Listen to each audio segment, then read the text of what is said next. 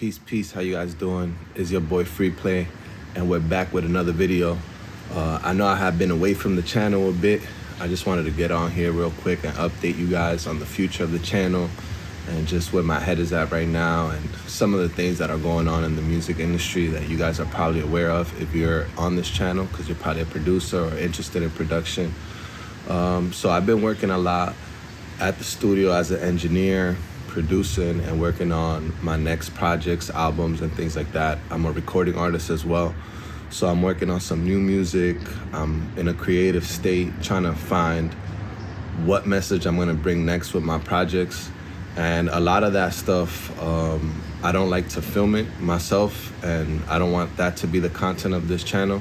I see this channel more as an outlet for aspiring producers and engineers and people that are artists that want to see the creative process, but in the sense of how to approach it, how to be productive, how to be a professional. Those are your goals.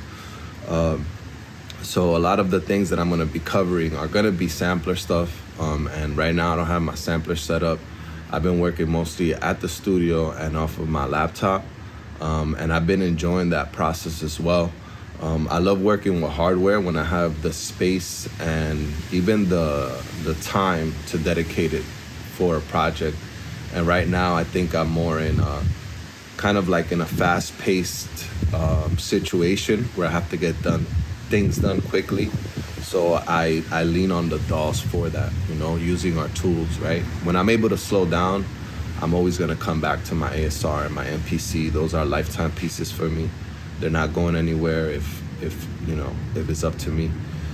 But yeah, man, I kind of wanted to get on here real quick to talk about what's going on right now in the music industry. And there's a lot of updates that are happening. Obviously with AI, it's being talked about everywhere and in every field. But in music too, we're having like really fast updates on software. And I think that has a lot to do with obviously the advances in technology, computing, programming, and AI itself probably helping people code faster. I don't know. But I'm seeing like every day I'm getting an email about new this, new that. And as creatives, obviously we want to be up on the latest things. And I think that that's something that companies feed off of. Like, what's gonna help us make our music better? Is it gonna be this next new feature that now could write chords for you? And you don't have to know music theory, but I think you still do need to know all these things to get the best use out of these things.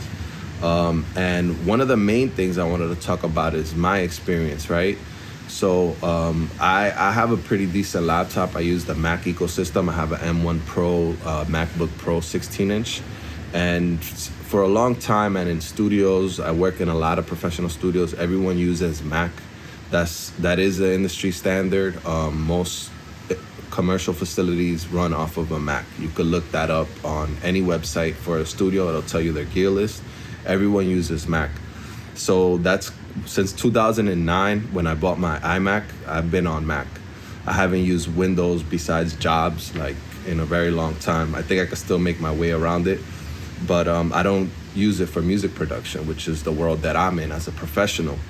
That being said, as a user or a producer, right, I need a DAW, right? So I've used Logic since version 9. I stopped using it when they went to Logic X because I didn't like the GarageBand interface of it. And I've been using Ableton since Live 9. I started, trying it out. I bought Live 10 Suite, and Live 11 Suite was like, I bought it around the time 11 came out for Ableton. I bought 10, they gave me 11 for free, which was dope. And then I paid recently for the Live 12 Suite update. So I've been a supporter of Ableton. Like I said, I had Logic before that. And I recently bought FL, not recently, like 3 years ago. But I came later to the game, to the FL. And I came to it after it was already on Mac, right? So that's been my experience with FL Studio as a Mac user. Pro Tools, I've used it since I started engineering or working in studios, like around 2011, 2012, and it was Pro Tools. And even before that, I had a M Audio, M Powered Pro Tools. I was using that. I think it was version 8, Pro Tools 8. So I've been using different DAWs throughout. over a decade of working in music, both as starting as a hobbyist and then later on currently as a professional. This is all I do. I work with clients and at studios, as an industry engineer, producer, what have you. So stability is a big thing for me, and even like Pro Tools has crashed on me. Logic, I haven't used it in a while, like I said, and FL. So I would say right now the three that I use the most is Pro Tools whenever I'm in the studio, Ableton, and FL Studio. Like, there's things that all of these programs have to offer, which is pretty much like when I'm recording vocals, Pro Tools. That I can't even try anything else unless it's for my own personal thing, because Pro Tools is just audio. It's gonna be no latency, just the audio editing capabilities of Pro Tools. They have that in the bag for many years. And besides the fact that it's a subscription-based service, I just can't support that model, because there's so many things. Like, you gotta pay for a subscription to Auto-Tune, Pro Tools, Splice, Arcade. There's just like, if I add up at the gym, that I have to pay for that. So it's like, there's like over hundreds of dollars every month just, going out of our pocket for subscriptions. So I like to pay for something and then like I have access to it. That's why, and I want stability when I pay for something. So with all these constant updates, sometimes they introduce bugs, and that's kind of why people go to these older samplers, is because like the MPC 2000 XL operating system, because it is a computer, is not going to be updated anymore. And it runs, it might have technical things that happen to the machine itself, which could be repaired, but these programs are rock solid and they don't get in the way of our creativity. Anytime I've used FL since version 21 and now, recently 2024, I try them. I put them through its paces. I give them an objective chance, but they crash on me. And with that being said, like, and knock on wood, there's wood here. I'm like, Ableton 12, if you're a Mac user, is probably the best program to use right now. And I don't want to make this video FL gang, Ableton gang thing. I'm just going off of what I'm doing every day.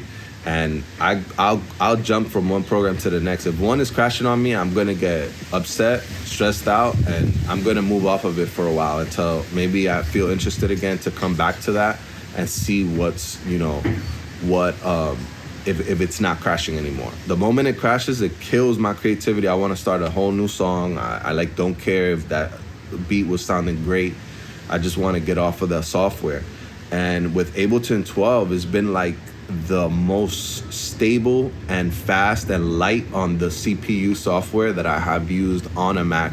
Now that I got the M1 Pro, no fans, it's one of the best investments I made personally in my music career, was that laptop. And it's just like, Ableton 12 is a beauty to work with. And they just announced an update that's gonna add even more features, but again, I'm kind of like weary of, hopefully the stability stays there, because I'm the type of person that recently I even went back to Ableton Live 10 because it was just so stable and I didn't need newer features. Because to me, the best thing is just like my MPC 2000 XL that I know is gonna be rock solid. It's not gonna get in the way of me completing an idea. And I think all the bells and whistles are beautiful, and I know it's part of also what you need to offer to bring in new customers. But don't forget about the professionals, right? That's one of the things that I would like to tell these companies and these programmers. Don't forget about the professional that need quality, sound quality, and stability. And I urge people to keep an open mind, and these programs all have trials. So see what works for your workflow, what works for you, and what works for your sanity, because I cannot have a program crashing on me while I'm working on something, or with a client even. I've had situations where I've worked with certain interfaces, or even with Avid stuff, Pro Tools, and it crashes in the session. And as an engineer, we're the first person to get our, basically like very even disrespected by clients if something crashes, because it's your fault that they couldn't get that idea out. It's your fault that their auto-tune is not working, And at many times we're at the mercy of these software companies not being able to fix or, you know, introducing new bugs just to keep up with the latest features. You know, I'll end this at that. I'm also like very grateful. We're about to hit 700 subscribers. So thank you guys for supporting the channel, and keep commenting on what you guys want to see in the channel. I'm not able to just do complete, you know, MPC 2000 cookups or ASR cookups because I'm also working, you know, I'm also going to the studio, and I noticed that when I do screen sharing videos, it's like it doesn't even get a lot of love, so I'm not gonna waste my time doing that. But keep letting me know what you guys want to see, and thank you for rocking with me. It's your boy Free Play. Peace. Those are the type of samples that is like that shit gonna play in the club. Nah, I ain't gonna lie, hell yeah. That shit is getting like sound like fire. Man, I wanna slow it down, bro. Yeah, check with the sample, bro. Like, take it. G minor.